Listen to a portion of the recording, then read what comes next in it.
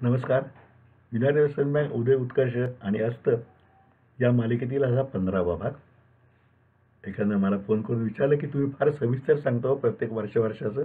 इतकी गरज आहे का? काय झालं पटपट सांगा, आणखीन नाश्ताची कारणं सांगा आणि संपवा. म्हणलं असं नाही आहे. ही गोष्ट परत परत होणारी नाही आहे. एखाद्या संस्थेची आपण माहिती घ्यायचं करता एक हे डॉक्युमेंटेशन करताना हा सगळा तपशील अतिशय महत्त्वाचा आहे असं मला वाटतं. कारण ज्या कारणामुळं बँकेचा अस्त झाला, ती कारणं काय घडली आणि त्याच्या ती म्हणजे कुठली बँकेची तत्त्वं नाकारली गेली किंवा त्याला हरताळ फासल्यामुळं बँक अस्ताला गेली, हे कळायचं असेल तर ती तत्त्वं जाणली पाहिजे. आणि त्यासाठी हा सगळा प्रवास महत्त्वाचा आहे. आणि शिवाय ही पुन्हा पुन्हा होणारी गोष्ट नाही आहे. बहुतेक आता मी आता 77 वर्षाचा आहे. बँकेचा इतका जुना इतिहास माहीत असणारे लोक फार कमी असतील. स्मृती अजूनपर्यंत ताजी आहे. त्यामुळे सगळे डॉक्युमेंटेशन या निमित्तानं करून घ्यावं आणि नवीन टेक्नॉलॉजीमुळे यूट्यूबवरती हे कायमचं टिकेल म्हणून मी करतो आहे. त्यामुळे सविस्तर असेल, कंटाळा वाटला तरीसुद्धा हे तुमच्यापर्यंत पोचणं आवश्यक आहे असं मला वाटतं. मी कंटाळत नाही तर तुम्ही कंटाळू नये असं मला म्हणायचं थोडक्यात. हेच चला 15वा भाग.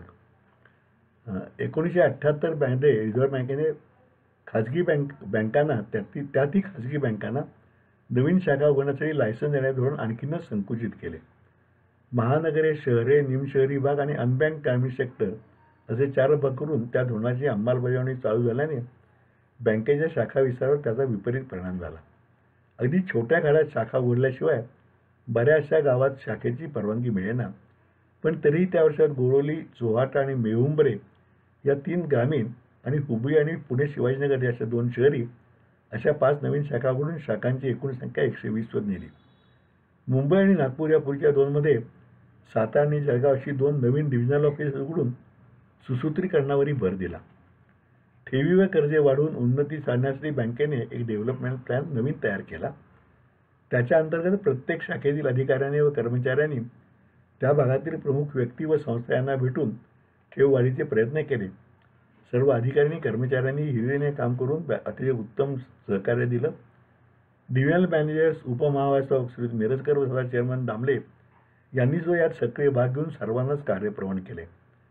एखादा प्रसंगी तर यावले ते दामले व अधिकारी गेले असताना प्रचंड वादळी पावसामुळे त्यांना रात्री तेथेच खरेदी विक्री संघाच्या शेडमध्ये मुक्काम करावा लागला. असे अनेक प्रसंग, अडचणी यावर मनोबलाने मात करून ही मोहीम यशस्वी झाली. बँकिंग क्षेत्राच्या तुलनेत बँकेचा ठेव व कर्जवाढीचा वेग अनुक्रमे 32% व 25% एवढा वाढता ठेवता आला. वर्षाखेरीस ठेवी 73 कोटी आणि ॲडव्हान्सेस 45 कोटी झाले, तर निव्वळ नफा 7.5-8 लाखापर्यंत पोहोचला. 1979 मध्ये फॉरेन एक्सचेंज व्यवहार वाढवण्यासाठी परदेशात जाऊन आपल्या तेथील सहयोगी बँकर्सच्या गाठीभेटी घेऊन आपुलकी वाढवण्यासाठी चेअरमन दामले यांनी जर्मनी, फ्रान्स, इंग्लंड व अमेरिका असा 3 आठवड्यांचा दौरा आखला. तेव्हा परदेश प्रवास म्हटले की रिझर्व्ह बँकेची परवानगी ही बँकांना मोठीच अडचण असे. पण या बँकेची संस्कृती व दामल्यांचे कर्तृत्व रिझर्व्ह बँकेची ज्ञात असल्याने परवानगी लगेचच आणि ती तब्बल 3 आठवड्याच्या विदेश दौऱ्याची मिळाली. दामले यांनी या सर्व देशातील सहयोगी बँकर्सच्या भेटी घेऊन परस्पर संबंध दृढ केले. त्यांच्या काटकसरी स्वभावामुळे व निरपेक्ष विश्वस्त स्वभावामुळे त्यांचा दौरा 2च आठवड्यात पूर्ण झाला आणि ते परत आले. अशी वृत्ती आता दुर्मिळच म्हणावी लागेल. त्याच वर्षात बँकेने प्रथमच ट्रॅव्हलर्स चेकची सुविधा सुरू केली.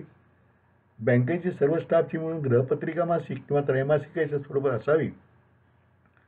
त्यामधून बँकेच्या नवीन योजना आणि धोरणे, सेवकांचे गुणदर्शन, पाल्यांचे कौतुक असे सर्वांच्यापर्यंत पोहोचवावे असा उद्देश होता. त्यासंबंधी पूर्वतयारी वर्ष 6 वर्ष चालू होती. तिला 1979 मध्ये मूर्त स्वरूप आले. नाव सुचवण्याच्या स्पर्धेतून अशोक आफळे यांनी सुचवले सुसंवाद हे नाव निवडण्यात आले. सुसंवादच्या पहिल्या अंकाचे प्रकाशन ख्यातकीर्त साहित्यिक दया पवार यांच्या हस्ते आणि बहुकाळ गोडबोले यांच्या अध्यक्षतेखाली झाले. दया पवारांनी यातून बँकेतील आणि समाजातील सर्व घटकांचा सुसंवाद घडो व त्यातून शोषित व गरजू वर्गाला बँकेने केलेले सक्रिय अर्थसहाय्य सुद्धा समाजापुढे येत राहो, तसेच सर्व सेवक वर्गाची वाङ्मयीन अभिरुची वाढून त्यांचा सहभाग राहो अशा शुभेच्छा दिल्या. 2004 साली सुसंवादचा रोपमहोत्सव साजरा झाला. तेव्हा प्रमुख पाहुणे होते ज्येष्ठ पत्रकार कुमार केतकर आणि योगायोग असा की त्या अंकाचे संपादक अशोक आपलेच होते आणि प्रमुख उपस्थिती म्हणून बहुकांचं निधन झाल्याशिवाय मी होतो, मी प्रमुख निमंत्रित होतो. 1979मध्ये 8 नवीन शाखा उघडण्यात आला. आर्थिक मंदी असूनही सर्वोच्च व्यवस्थापनापासून कनिष्ठ सेवकापर्यंत सर्वांनी झपाट्याने काम केल्यामुळे ठेववाढीचा 24% वेग गाठता आला आणि त्या 91 कोटीहून जास्त तर ॲडव्हान्सेस 52 कोटीजवळ पोचले आणि त्याही वर्षी 12% डिव्हिडंड जातात. भाग भांडवलात 6 लाखांनी वाढ झाली व ते 30 लाखावर पोचले. रिझर्व्हसुद्धा 42 लाखावर झाले. विकासाबरोबर स्थैर्याचे ते निदर्शक होते. अजून उद्दिष्ट बाकी होते ते ठेवीच्या 100 कोटी पूर्ण करण्याचे, त्या 100 कोटीवर नेण्याचे. पुढच्या वर्षी म्हणजे 1980मध्येच बँकेने ते उद्दिष्टही पार केले. बँकेच्या गौरवशाली इतिहासातील हा महत्त्वाचा टप्पा होता. साताऱ्यासारख्या छोट्याशा गावात स्थापन झालेल्या बँकेने सावकाश पण सुस्थिर पायावर आणि उच्च नीतिमूल्य राखत केली ही प्रगती नेत्रदीपक होती. संस्थापक, संचालक, अधिकारी व सेवक यांनाच नव्हे तर समस्त सातारकरांना आणि मराठी मंडळींना अभिमान वाटावा अशी ही घटना होती. महाराष्ट्रातील बँक ऑफ महाराष्ट्राचे राष्ट्रीयकरण झाले होते, त्यामुळे युनायटेड वेस्टर्न ही महाराष्ट्रातील खाजगी क्षेत्रातील अग्रगण्य बँक बनली होती. त्यावर्षी नवीन काढलेल्या 10 शाखासह एकूण 138 शाखा, 110 कोटींच्या ठेवी आणि 81 कोटींच्या ॲडव्हान्सेस आणि भाग भांडवलावरून 1.5 रिझर्व्ह ही स्थिती आनंददायी होती. स्पर्धेला तोंड देऊनही ठेववाढीचा वेग राखला गेला होता. कर्ज व्यवहाराचे ठेवीशी प्रमाण उत्तम राखणे महत्त्वाचे असते. त्याही बाबतीत ते प्रमाण, ज्याला CD रेशो म्हणतात, तो 55% जास्त होता. म्हणजे बँकेची ही प्रगती केवळ संख्यात्मक नव्हती तर गुणात्मकही असल्याने सर्वंकष होती. वाढत्या व्यवसायावर भागभांडवलाची गरजही वाढत होती. तोपर्यंत सध्या अतिशय महत्त्वाचे मानले जाणाऱ्या भांडवल पर्याप्तता प्रमाणाचा फार आग्रह रिझर्व्ह बँक धरत नव्हती. परंतु ॲडव्हान्सेस मंजूर करताना त्याची एका ग्राहकाला कमाल मर्यादा म्हणजे एक्सपोजर, एका ग्राहकाला बँकेने किती कर्ज द्यावं याचं जे मर्यादा असते त्याला म्हणतात एक्सपोजर. ते एक्सपोजर किती असावं यावर रिझर्व्ह बँक आग्रही होत चालली होती. 1980च्या अखेरीस भांडवल आपूर्ती गुणोत्तर, ज्याला आपण कॅपिटल ॲडिक्वसी रेशो म्हणतो, या नावाने अतिशय महत्त्व आले. ते फक्त 1% आसपास होते बँकेत.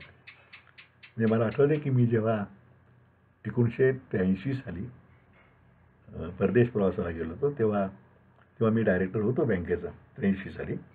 आणि तेव्हा मला तिथल्या ॲम्रो बँकेच्या लोकांनी प्रश्न विचारला होता की म्हणजे आयर्विंग ट्रस्टच्या ह्या बँकेने, किंवा तुमचं एवढ्याशा भांडवल तुम्ही धंदा कसा करता, तुमचं स्वतःचं भांडवल तर कमी आहे.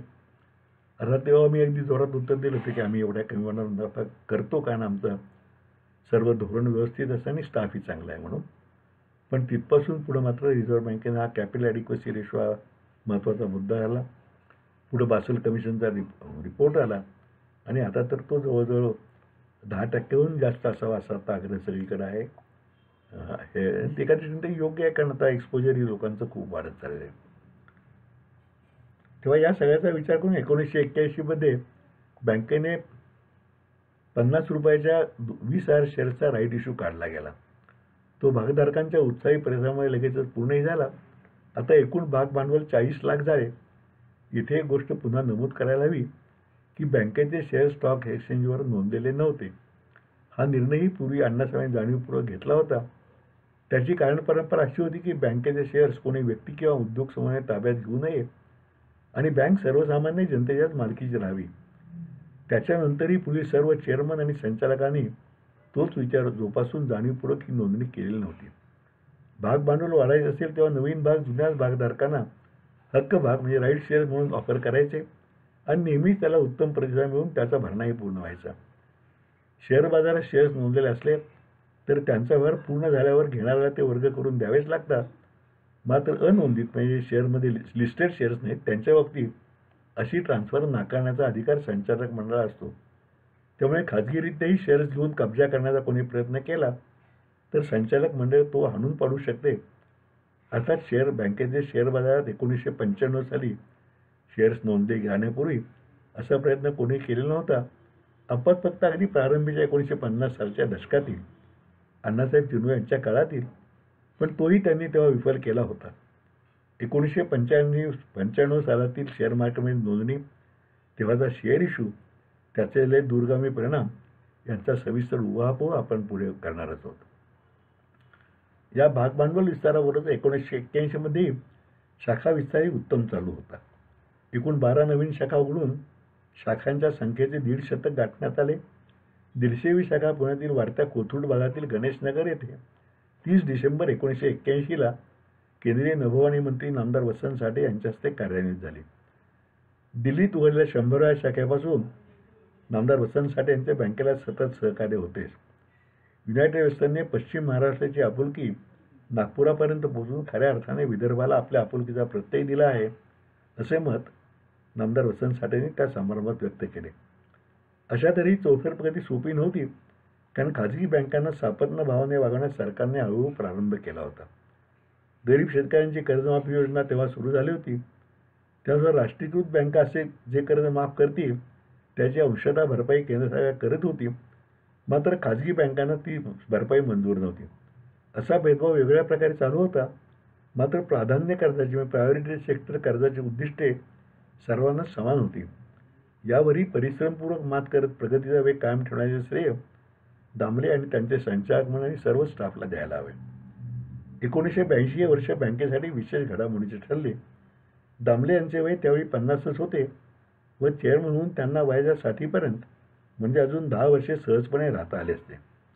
बँकेची त्यांनी केलेली वाढ, भरभराट आणि संचालक मंडळाचा पूर्ण विश्वास आणि सेवक वर्गाची श्रद्धापूर्ण सहकार्य यामुळे त्यांना तशी पुढील कारकिर्दी सहजपणे आणि यशस्वीरित्या पूर्ण करता आली असती. खरं तर बँकेचा विकास बघता तसेच होणार अशी सर्वांना खात्री होती, परंतु दामले यांच्या मनात वेगळे विचार होते. ते त्यांनी मार्च 1982 मध्ये संचालक मंडळाच्या कानावर घातल्यानंतर त्यांनाही आश्चर्याचा धक्का बसला. ते विचार त्यांनी पुढे एका ठिकाणी लिहून ठेवले आहेत. ते म्हणतात, सप्टेंबर 1982 पर्यंत मला बँकेतून 16 वर्षे पूर्ण होतील. त्यातली पहिली 3 वर्षे जनरल मॅनेजर म्हणून आणि नंतर 13 वर्षे चेअरमन म्हणून मी काम केले.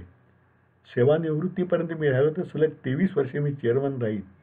इतका प्रदीर्घ काळ एकाच व्यक्तीने बँकेसारख्या एका आर्थिक संस्थेच्या प्रमुखपदी राहणे मला सामाजिक मूल्याच्या दृष्टीने अयोग्य वाटते.